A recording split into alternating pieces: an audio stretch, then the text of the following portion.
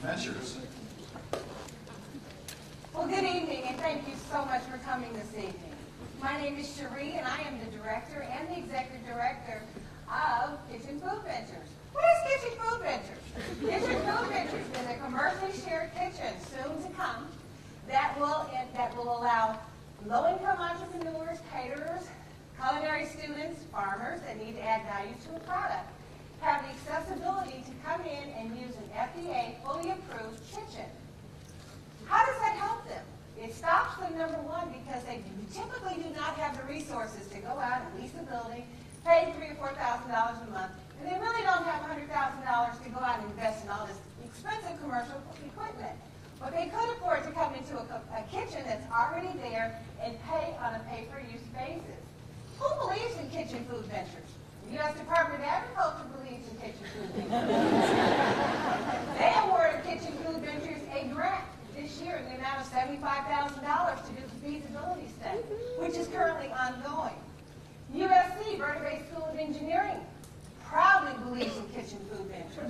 The students donated 3 semesters and have done the architectural design and layout for the kitchen. In addition to which, LA Trade Tech wants to partner with Kitchen Food Ventures.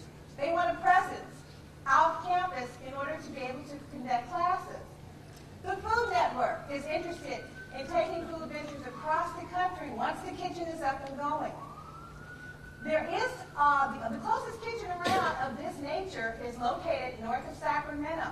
It's been up and going for the last 8 years, and it is self-sustaining. My pal and colleague back in Bridgeton, New Jersey, just opened a similar model that was funded 100% by the Department of Agriculture to the tune of $8 million. What do I need from you tonight? I need for you to believe that Kitchen Food Ventures will satisfy, that it will provide the needed jobs that are out there for low-income entrepreneurs, those that are in food-related ventures. Presently, our marketing plan and our feasibility study, we anticipate that by our 5th year, 250 jobs would have been created as a result of this venture. Additionally,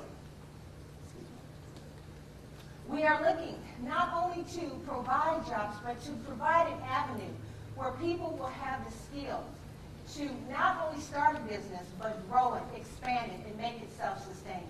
I appeal to you this evening for $250,000 to complete the business plan, to do the building design, and build the needed infrastructure to make this dream a reality.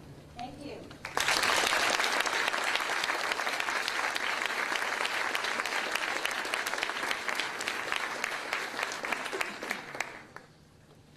Well, you have a great outfit, first of all. Actually really did add to it. And just great energy. I like your humor a lot, and your use of questions, posing them to yourself and to us. Just commend you on that.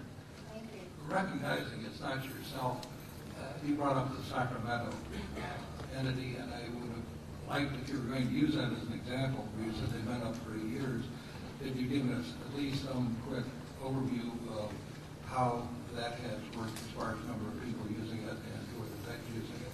I think I got a little feel of it for when you presented how yours is going to be used, but it might be nice to know just how effective that is. If you've got one up and running that you're using as a light model. And I just say, in terms of getting credibility, using names like U.S. Department of Agriculture, Food Networks, for investors that usually bring something more, and so I was glad you brought that up. Getting a grant from the government, you have to assume there was some process you went through, and you were called from a bigger group, so I like that. The outsourcing kind of concept that you're really tapping into, which is centralizing some capabilities, in this case a kitchen, so that you don't have to replicate it across many, many other businesses. I think that economically makes a lot of sense. In terms of the impact, I would say it's less so in terms of the number of people you will benefit, in just a sense that you're talking about hundreds as opposed to thousands or millions. But the impact you do provide for those people is quite large, particularly since restaurant and food-related businesses are ones where low-income people, when they start businesses, quite often go into.